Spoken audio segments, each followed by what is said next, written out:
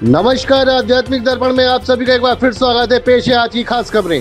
PM ने वीर साहिबजादों को किया नमन, देश के जैनजी पर जताया पूर्ण भरोसा। थाईलैंड कंबोडिया सीमा पर भगवान विष्णु प्रतिमा ध्वस्तीकरण पर भारत ने जताया विरोध। रंग संगीत और परंपराओं से सजा नैनीताल विंटर कार्निवल, सरोवर नगरी में उमड़ा जन सैलाब। अखिल भारतीय 21 महासभा सम्मेलन में जुटे बुद्धिजीवी, सामाजिक एकता पर हुआ मंथन। ईसाई समाज ने वर्तमान बार एसोसिएशन अध्यक्ष एवं अध्यक्ष पद प्रत्याशी का किया सम्मान। कोहरे और सर्द हवाओं ने बढ़ाई बरेली में ठिठुरन, शीतलहर में प्रदेश में दूसरे स्थान पर। अब खबर विस्तार से। पीएम ने वीर बाल दिवस पर वीर साहिबजादों को किया नमन, देश के जैनजी पर जताया पूर्ण भरोसा। नई दिल्ली से आध्यात्मिक दर्पण संवाददाता सचिन कुमार की रिपोर्ट। वीर बाल दिवस वह दिन जब हम साहस, त्याग और अदम्य आस्था के उन स्वर्णिम अध्यायों को नमन करते हैं जिनके केंद्र में हैं वीर साहिबजादे। नई दिल्ली के भारत मंडपम में आयोजित कार्यक्रम में प्रधानमंत्री नरेंद्र मोदी ने वीरता पुरस्कार प्राप्त बच्चों से मुलाकात की, उनके साहस और उपलब्धियों की सराहना की और कहा, साहिबजादे भारत का गौरव हैं। प्रधानमंत्री ने इस मौके पर देश के बच्चों और युवा पीढ़ी पर पूरा भरोसा भी जताया। उन्होंने कहा कि आज के ये नन्हे वीर ही कल के भारत का स्वर्णिम भविष्य गढ़ेंगे। उनके अंदर का आत्मविश्वास, जज्बा और मूल्य ही नए भारत की सबसे बड़ी ताकत है। उन्होंने याद दिलाया कि गुरु गोविंद सिंह जी के पुत्र बाबा जोरावर सिंह और बाबा फतेह सिंह ने कम उम्र में यह अद्वितीय बलिदान दिया जिसे शब्दों में बांधना मुश्किल है। उनकी अटूट आस्था, धैर्य और सत्य के लिए अडिग खड़े रहने का संदेश आज भी हर बच्चे, हर युवा और हर नागरिक को प्रेरित करता है। कार्यक्रम में बच्चों की मुस्कुराहटें, उनकी उपलब्धियां और पुरस्कारों की चमक एक ही बात बयां कर रही थी कि भारत का भविष्य सुरक्षित हाथों में है। यह दिवस सिर्फ स्मृति नहीं बल्कि एक संकल्प है, साहस, देशभक्ति और मूल्यों को जीवन में उतारने का संकल्प। वीर बाल दिवस नन्हे कंधों पर बड़े आदर्शों का उत्सव और भारत की आने वाली पीढ़ियों के लिए प्रेरणा का एक अमरदीप। नई दिल्ली से आध्यात्मिक दर्पण संवाददाता सचिन कुमार की ये खास रिपोर्ट। तुमने कैसे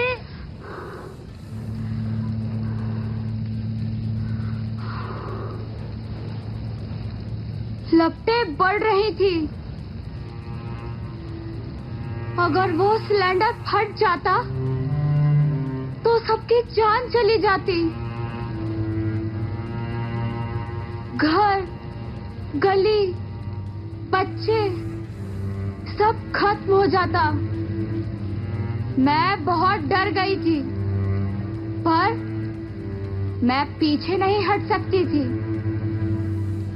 करीना, तुम बहुत छोटी हो, पर तुमने हिम्मत बहुत बड़ी दिखाई। तुमने 36 लोगों की जान बचा ली बेटा। तुम अंदर लोगों को बचाने के लिए गई थी।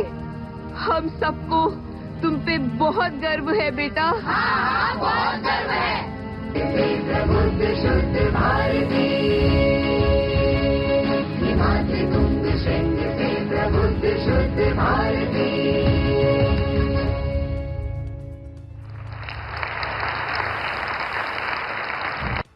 आप कम उम्र में भी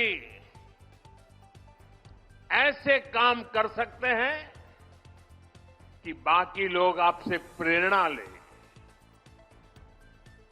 आपने करके दिखाया है, लेकिन इन उपलब्धियों को अभी केवल एक शुरुआत के तौर पर देखना है। अभी आपको बहुत आगे बढ़ना है। अभी सपनों को आसमान तक लेकर जाना है। और आप भाग्यशाली हैं। आप जिस पीढ़ी में जन्मे हैं, आपकी प्रतिभा के साथ देश मजबूती से खड़ा है।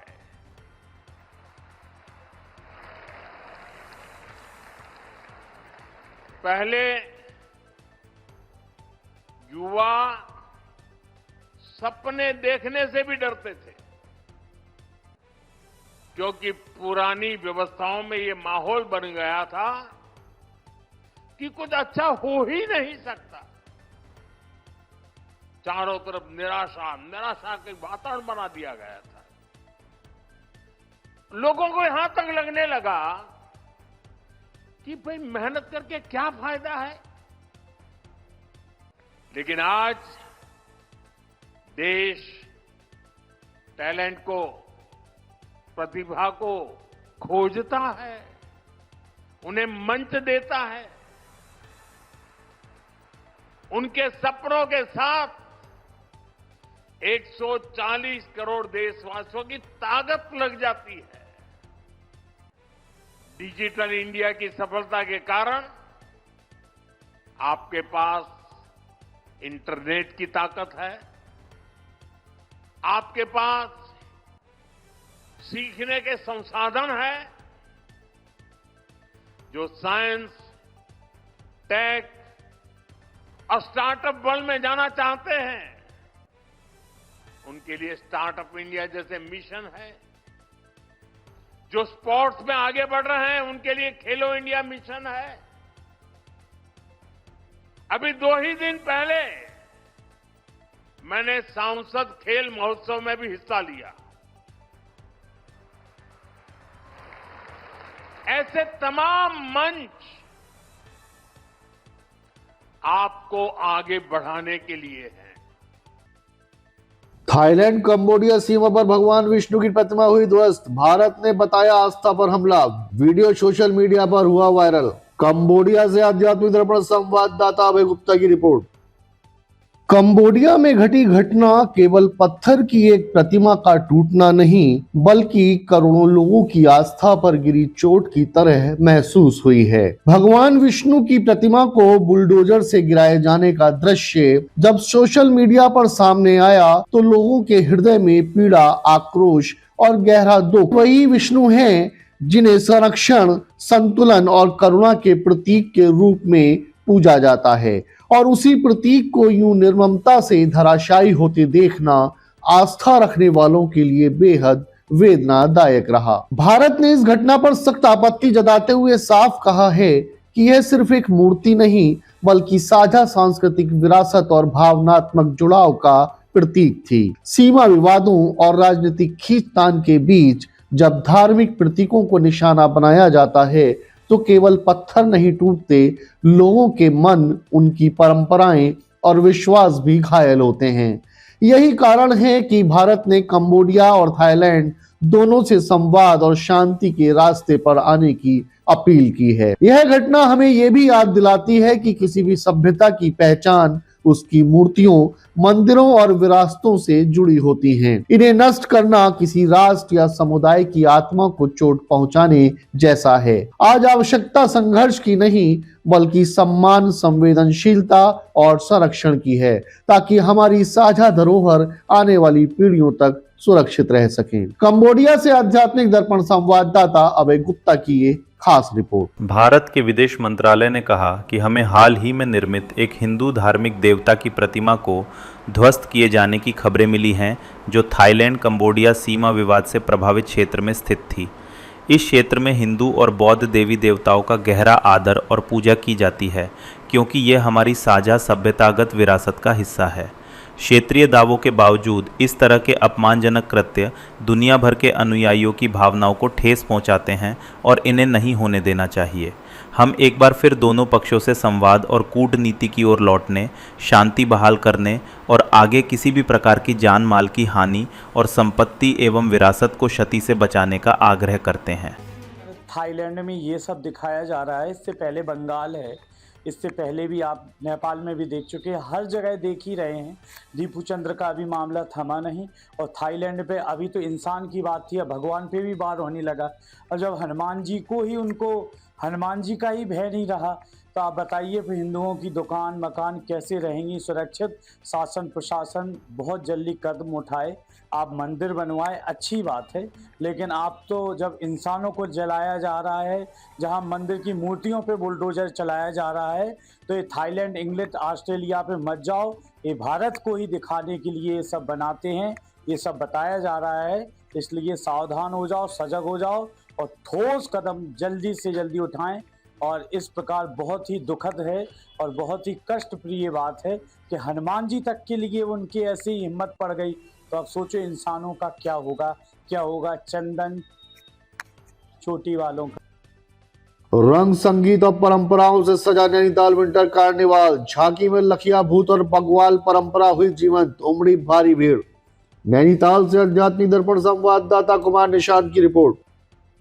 नैनीताल की सरोवर नगरी इन दिनों सचमुच जीवंत हो उठी है। विंटर कार्निवाल की रंगीन झांकी जब तल्लीताल डांट से आगे बढ़ी तो ऐसा लगा मानो पहाड़ों की संस्कृति, परंपरा और लोक आत्मा सड़कों पर उतर आई हो। मॉल रोड पर दोनों ओर खड़े लोग तालियों, मुस्कुराहटों और उत्साह के साथ झांकी का स्वागत कर रहे थे। पारंपरिक वेशभूषा में सजे कलाकार जब लोक नृत्य की लय पर थिरके तो ढोल दमाऊ की धुनें दिल की धड़कनों के साथ मिलकर एक अनूठा समा बांध गईं। लखिया भूत बग्वाल की अद्भुत झलक, जौहार और राधा समुदाय की सांस्कृतिक प्रस्तुति, सबने मिलकर इस धरती की विविधता और विरासत को जैसे मूर्त रूप प्रदान किया। तिब्बती संस्कृति की झलक और पंजाब की गतका कला ने रोमांच भर दिया तो कुमाऊं रेजिमेंट और सैनिक स्कूल के शानदार बैंड ने हर दर्शक के चेहरे पर गर्व की चमक बिखेर दी। झील में डार्ट और रोइंग बोट की हलचल ने उत्सव को और भी मनोहारी बना दिया। पानी, पहाड़ और संगीत तीनों एक साथ जैसे गुनगुनाने लगे। इस अवसर पर नैनीताल झील में तिरंगे के साथ बहती हुई नौकाएं ऐसी लग रही थी मानो इंद्रधनुषी छटा बिखर आई हो। खेल मैदान में सजे स्टॉलों से उठती स्थानीय व्यंजनों की खुशबू, हाथों से बने आभूषण, मोमबत्तियां, पेंटिंग, सबने इस उत्सव को सिर्फ एक कार्यक्रम नहीं बल्कि भावनाओं का मेला बना दिया। वहीं मशहूर एवं प्रसिद्ध गायक पवनदीप राजन के गीतों ने भी सभी को मंत्रमुग्ध कर दिया। लोगों के चेहरे पर खुशी, बच्चों की आंखों में चमक और बुजुर्गों के भीतर उठती पुरानी यादें, इन सब ने मिलकर यह संदेश दिया कि संस्कृति केवल दिखाई नहीं जाती, जी भी जाती है। नैनीताल विंटर कार्निवाल सच में परंपरा, पर्यटन और पहाड़ी आत्मा का खूबसूरत संगम नजर आया। नैनीताल से आध्यात्मिक दर्पण संवाददाता कुमार निशांत की ये खास रिपोर्ट।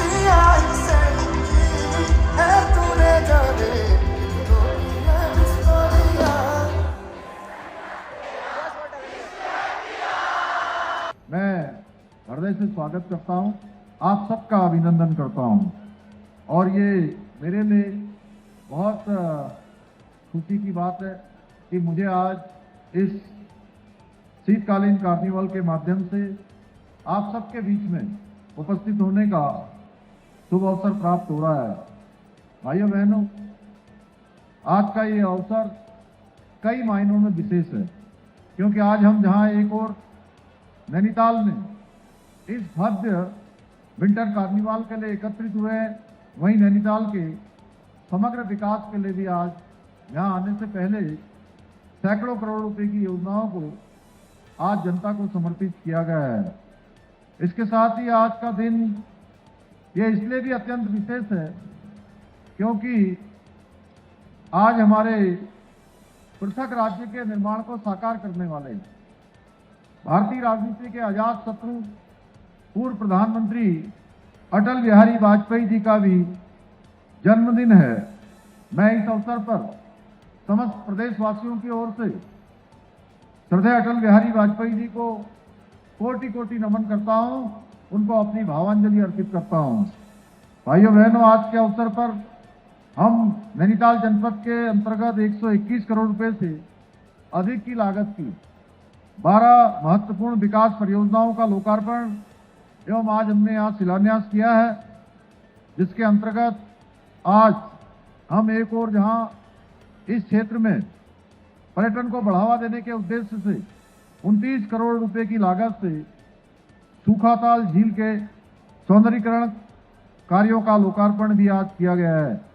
वहीं पार्किंग की समस्या के स्थायी समाधान के लिए 72 करोड़ रुपए की लागत से रामनगर में बहुमंजिला पार्किंग, तल्लीताल में ऑटोमेटेड मल्टी लेवल पार्किंग का शिलान्यास करने के साथ साथ नैनीताल में 42 करोड़ रुपए से अधिक की लागत की सरफेस पार्किंग निर्माण कार्य का भी आज भूमि पूजन भी यहां पर किया गया है।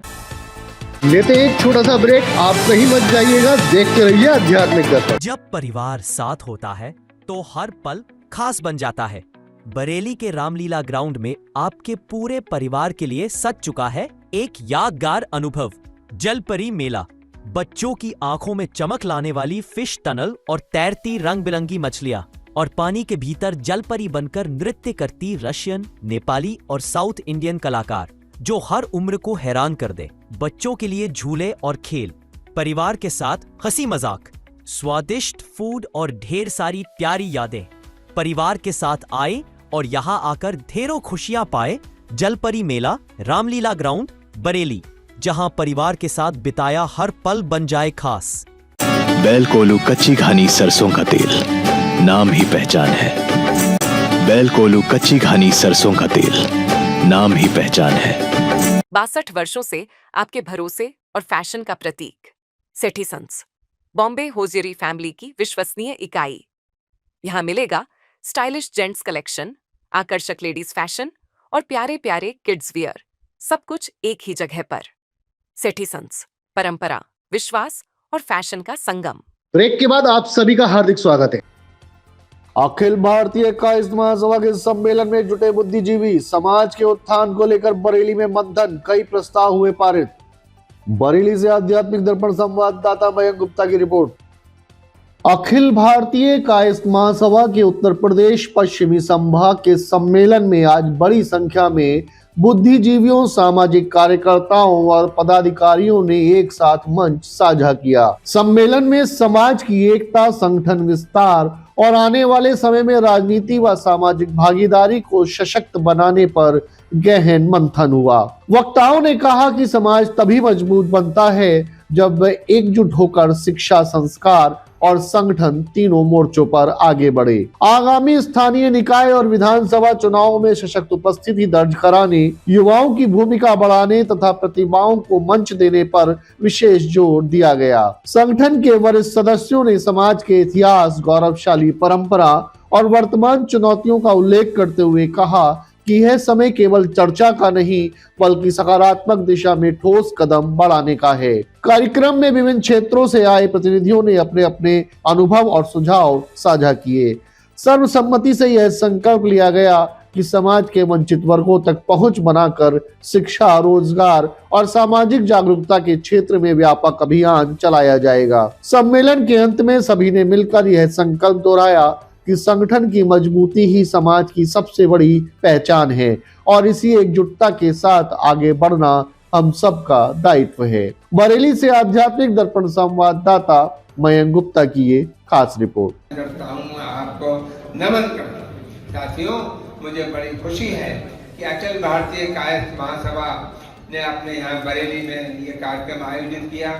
बड़ी संख्या में प्रतिनिधि बाहर से आए और मैं आपको बता दूं, इस तरह के कार्यक्रमों से आपकी ताकत का जायजा लिया जाता है हर जगह कि कायस्थ समाज में जो बात आज है वो आज से कुछ समय पहले नहीं थी और यही वजह है राष्ट्रीय अध्यक्ष अब की बार कायस्थ बनाया गया भारतीय जनता पार्टी में। इसके जिम्मेदार आप लोग। संरक्षक हूँ इस अखिल भारतीय कायस्थ महासभा का और सबसे पहले तो मैं बधाई दूंगा अश्वनी कमठान जी और वेद जी को, रश्मि को और बबीता जी को कि इतना सुंदर आयोजन उन्होंने किया और इतने बड़े वृत्त स्तर पर सब लोगों को जोड़ा है। हमें अपने स्वागत की तालियां बजाइए जोर से अपने लिए। मातृशक्ति। अखिल भारतीय कायस्थ महासभा का ये एग्जीक्यूटिव की मीटिंग थी। 22 जिलों के लोग आए हुए हैं।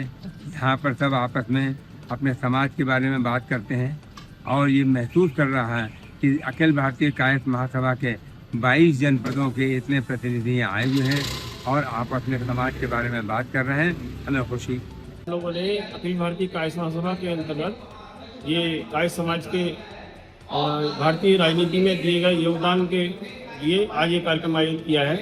क्योंकि भारतीय राजनीति में कायस्थों का बहुत बड़ा योगदान रहा है, जिसके भारत की स्वतंत्रता के बाद सबसे पहले राष्ट्रपति डॉक्टर राजेंद्र प्रसाद जी बने थे और लगातार 12 वर्षों तक वो राष्ट्रपति रहे। द्वितीय प्रधानमंत्री भी कायस्थ समाज से था और लगातार कायस्थ समाज ने हमेशा भारतीय राजनीति में अग्रणी बनकर कार्य किया है। और जो कुछ आजकल हम लोग चाहते हैं, कायस्थ समाज धीरे धीरे फिर से सक्रिय हो रहा है और धीरे से फिर से जो है भूमिका अग्रणी होकर भूमिका निभाएगा। अभी भारतीय जनता पार्टी ने हमारी समाज को राष्ट्रीय कार्यकारी अध्यक्ष दिया है और हम उसके लिए बहुत बहुत धन्यवाद देते हैं भारतीय जनता पार्टी का। और समाजवादी पार्टी की बात करी जाए, उसमें भी हमारे नवीन कुमार सक्सेना जी राष्ट्रीय सचिव हैं। सभी जगह कायस्थ जो है अग्रणी राजनीति में अग्रणी होकर कार्य कर रहे हैं और मैं इसके लिए उनकी कोटि कोटि धन्यवाद देता हूँ, प्रशंसा करता हूँ। हम चाहते हैं राजनीति में कायस्थ समाज आगे आए और जिस प्रकार पहली विधानसभा में 52 वाले कायस्थ समाज से हुआ करते थे, उसी प्रकार फिर दोबारा से कायस्थ समाज आगे बढ़े। क्रिसमस पर गिरजाघरों में विशेष प्रार्थनाएं। क्रिसमस उत्सव के बीच मनोज कुमार हरित का हुआ सम्मान, समाज ने दी शुभकामनाएं। बरेली से आध्यात्मिक दर्पण संवाददाता प्रदीप सक्सेना की रिपोर्ट। क्रिसमस के पावन अवसर पर शहर के सभी गिरजाघरों में विशेष प्रार्थना सभाओं का आयोजन किया गया, जहां बड़ी संख्या में श्रद्धालु उपस्थित रहे। प्रार्थना के बीच पूरे शहर में आनंद और खुशियों की रौनक छाई रही।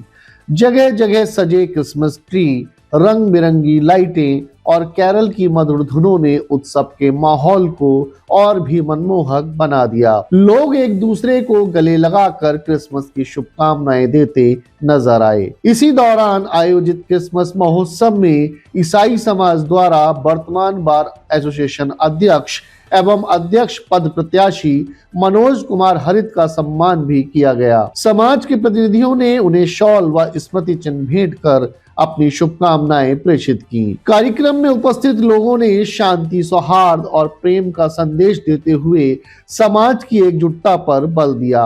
वर्तमान अध्यक्ष बरेली बार एसोसिएशन मनोज कुमार हरित ने भी सभी लोगों को क्रिसमस की शुभकामनाएं एवं बधाइयां प्रेषित की। वहीं बच्चों ने सांता क्लॉज की वेशभूषा में आकर्षक प्रस्तुति दी। महिलाओं और युवाओं ने भी उत्साह के साथ भागीदारी निभाई। कुल मिलाकर क्रिसमस महोत्सव ने शहर में खुशियां, भाईचारे और उत्सव का एक अद्भुत वातावरण बना दिया। बरेली से आध्यात्मिक दर्पण संवाददाता प्रदीप सक्सेना की ये खास रिपोर्ट। सभी लोगों को मैरी क्रिसमस, बहुत बहुत बधाइयाँ प्रभु के आने की और पूरे लोगों को जिनको उन्होंने अपने सानिध्य में लिया, अपने आशीर्वाद में लिया और एक दुनिया में एक ऐसा मैसेज दिया कि जो बाकी ये और लोगों के लिए केवल ये रह जाता है कि जैसी सोच प्रभु की थी वो कभी किसी के लिए नहीं रही। उन्होंने जो अपने जन्म से लेके और आखिर तक जो सबसे बड़ा मैसेज दुनिया को दिया और जो उपहार दिया वो दिया प्रेम बांटने का। ये काफी वैसे खुशी का माहौल होता है जिसमें और जो है इसमें बड़े दिन में जैसे ये हमें यीशु मसीह शिक्षा देते हैं कि सबसे प्रेम से रहें और एकता से रहें, अहिंसा को अपनाएं और किसी को मतलब दुखी ना करें। ये सारी चीजें शिक्षाएं दी जाती हैं। शाम को तो प्रेयर प्रोग्राम होगा यहाँ पर और अभी जो है चर्च के बाहर फेयर लगा हुआ है, बच्चों के लिए झूले हैं और कुछ शॉपिंग की सामान चीजें भी हैं यहाँ पर बच्चों के लिए। 14वीं शताब्दी के 25 दिसंबर को जोड़ दिया गया है। इसमें यह है कि एक पुराना, इसमें ये संदेश दिया जाता है कि एक पुराना सूर्य डूबता है और एक नया सूर्य जो है निकलता है। इसलिए हमें अपने जीवन के सारे अंधकार मिटाकर जो नया सूरज आने वाला है उसका जो है विस्तार करना चाहिए और ये जो हम पर्व है बहुत ही अच्छे से हर्ष उल्लास के साथ मनाया जा रहा है। यहाँ पे मेला लगा हुआ है, काफी एंजॉय कर रहे हैं लोग, आ जा रहे हैं और काफी जो है डेकोरेशन बहुत ही अच्छी है, बहुत ही अच्छा लग रहा है। यहाँ पे हमें बहुत ही एंजॉय फुल डे है और हमें पूरे विश्व को संदेश है कि हमें एक दूसरे के साथ प्रेम से मिलकर रहना चाहिए। उत्तर प्रदेश में कड़ाके की सर्दी में बरेली दूसरे स्थान पर। कोहरे और सर्द हवाओं ने बढ़ाई ठिठुरन, ऑरेंज अलर्ट जारी। बरेली से आध्यात्मिक दर्पण संवाददाता मयंक गुप्ता की रिपोर्ट। उत्तर प्रदेश ठिठुरन से कांप रहा है। सर्द हवाओं की चुभन ने मानो हर शहर को अपनी गिरफ्त में ले लिया है। शाहजहांपुर आज प्रदेश का सबसे ठंडा जिला बनकर सुर्खियों में है, तो वहीं बरेली भी उससे पीछे नहीं। दूसरा सबसे ठंडा शहर बरेली है। गिरते तापमान के साथ सड़कें सूनी हैं, पेड़ों पर बैठी ठंडी खामोशी बहुत कुछ कह रही है। कोहरे की सफेद चादर ने सुबहों को रहस्यमय बना दिया है। दृश्यता इतनी कम है कि कुछ ही कदम दूर दुनिया धुंध में खो जाती है। सर्द हवाएं चेहरे को चीरती हुई गुजरती हैं और उसी के साथ महसूस होता है मौसम नहीं, मानो पूरा मिजाज ठंडा हो गया हो। न्यूनतम पारा 15.7 डिग्री तक जा पहुंचा है और मौसम विभाग का ऑरेंज अलर्ट लोगों को सावधान कर रहा है। बरेली में कड़ाके की ठंड के बीच कोई अलाव के सहारे बैठा हुआ है तो कोई रजाई में मोड़ लेकर देर तक जाग रहा है। ठिठुरते हाथ, सिकुड़े कंधे और गर्म चाय की प्याली, इन्हीं के सहारे जिंदगी अपनी रफ्तार पकड़े हुए है। लेकिन इसी सर्द मौसम के बीच एक सुंदर संदेश भी छिपा है, एक दूसरे का ख्याल रखने का, जरूरतमंदों को गर्माहट देने का। जहां एक और लोग अलाव के सहारे अपना जीवन यापन कर रहे हैं तो वहीं दूसरी ओर स्वेटर, जैकेट, कैप आदि के लिए भी खरीदारी लोग करते हुए दिखाई दे रहे हैं। इसी के साथ हीटर आदि की भी खरीदारी लोग करते दिखाई दे रहे हैं। सर्दी रिकॉर्ड तोड़ रही है, मगर इंसानियत की गर्माहट अगर साथ रहे तो हर ठिठुरन हल्की पड़ जाती है। बरेली से आध्यात्मिक दर्पण संवाददाता मयंक गुप्ता की ये खास रिपोर्ट। नहीं, ग्राहकों का रुझान बढ़ा है और इस वक्त इनर, अपर, जैकेट, मफलर, टोपा, मोजा, ग्लव्स, ये चीज़ इतना बिक रहा है कि अच्छा सबसे ज़्यादा बिक रहा है इसमें अपर हुडी। तो कैब वाला भी होता है, बाइक पे चलने के लिए कैब की भी ज़रूरत है और जैकेट अपर खूब बिक रहा है इस वक्त। कस्टमर बहुत है बाज़ार में, ऐसा नहीं कि, मगर परचेजिंग का पावर थोड़ा सा हल्की है, फिर भी कस्टमर बहुत आ रहे हैं, ले रहे हैं। लेडीज सूट है, जैकेट है, ट्रैक सूट है। पिछले सालों के मुताबिक इस बार काम बहुत बढ़िया अच्छा हुआ और ये हालत भी चल रहा है, अभी लगातार चलता ही रहे। इस वक्त वैरायटी जो माल पीछे फैक्ट्री वालों ने बनाना बंद कर दिया, मगर दुकानदारों का माल सब बिक जाएगा, बचेगी। कस्टमर इतना है कि उसको माल सहालक का भी चल रहा है, वैरायटी बहुत पसंद कर रहे हैं, बहुत लेके जा रहे हैं। यही हमारे लिए है कि चलो भाई, रास्ते जो नुकसान हुए थे, सीजन नहीं चला था, काम नहीं चला था, इस बार लगातार चलता रहा और माल बहुत प्लस के वैरायटी इतनी है कि कस्टमर लेने वाला है, बहुत तक। अरे साहब, ठंडी पड़ रही है, कमरे निकलना चाहिए आदमी को, आपको तापते रहें, अपना विशेष ध्यान रखें। हिसाब ये है, इस समय ठंड कुछ ज़्यादा ही पड़ने लगी है, तो मेरा लोगों से यही कहना है कि हाथ को सेकें, घर में ढक के रहें, फालतू घर से बाहर ना निकलें, ठंड से बचें और सुरक्षित रहें। धन्यवाद। जुड़े रहें आध्यात्मिक दर्पण के साथ, सब्सक्राइब करें एवं बेल आइकन दबाएं। आध्यात्मिक, धार्मिक, सामाजिक, सांस्कृतिक एवं राजनीतिक खबरों का सर्वोत्तम मंच। आध्यात्मिक बुलेटिन के प्रायोजक थे राष्ट्रीय ग्रुप ऑफ इंस्टीट्यूशन, उज्जवल भविष्य की गारंटी। ग्लोबल हॉस्पिटल, बेहतर स्वास्थ्य की नई पहचान। गंगा ज्योति आई हॉस्पिटल, आपकी आंखों का सच्चा साथी। बॉम्बे हॉजरी, गुणवत्ता और विश्वास का प्रतीक।